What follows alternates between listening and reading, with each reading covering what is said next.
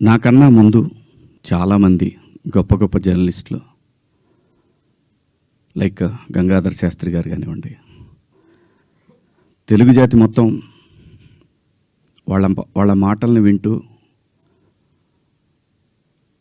సంస్కృతిని ముందుకు తీసుకెళ్లాలనే ఆరాటంతో పనిచేస్తున్నటువంటి చాగంటి కోటేశ్వరరావు గారు, అలాగే గరికపాటి గారి ప్రవచనాల్లో స్త్రీ పట్ల స్త్రీకున్న ప్రాముఖ్యత వీటన్నిటి గురించి వాళ్ళు మాట్లాడే సందర్భంలో చాలామంది చాలా మాట్లాడారు.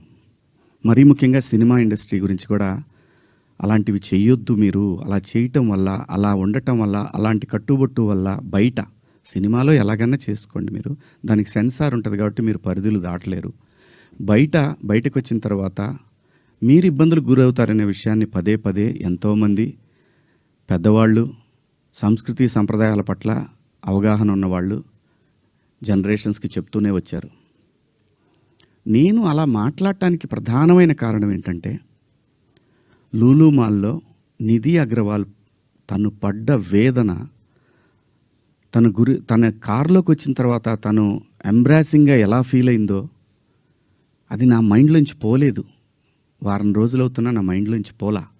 ఆ తర్వాత ఇమీడియట్గా సమంత గారి మీద, తెలుగు సినిమాలో నేను ఈ ఇండస్ట్రీకి వచ్చిన తర్వాత 90% ఆర్టిస్టులు, ఫీమేల్ ఆర్టిస్టులు ఎప్పుడు కూడా లైక్ రమ్యకృష్ణ గారు కానివ్వండి, జయసుధ గారు కానివ్వండి, విజయశాంతి గారు, వీళ్ళు కట్టుకున్న శారీస్ మీద, వీళ్ళు వేసుకున్న డ్రెస్సుల మీద షాపుల్లో అమ్మేసేవాళ్ళు అనమాట.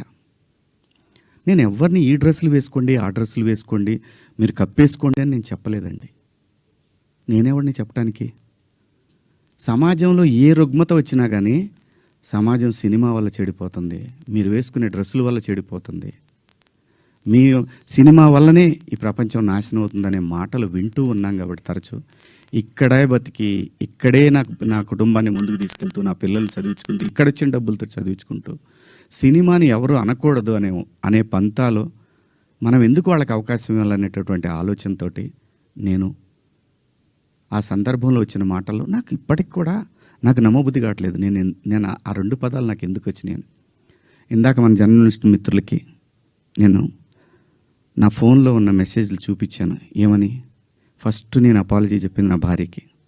వెంకట గారు మీరు చూశారు కదా, ఎన్ని గంటలకండి? నైట్ 1:30కి. 11:18 మా వాడికి నాకే ఎందుకో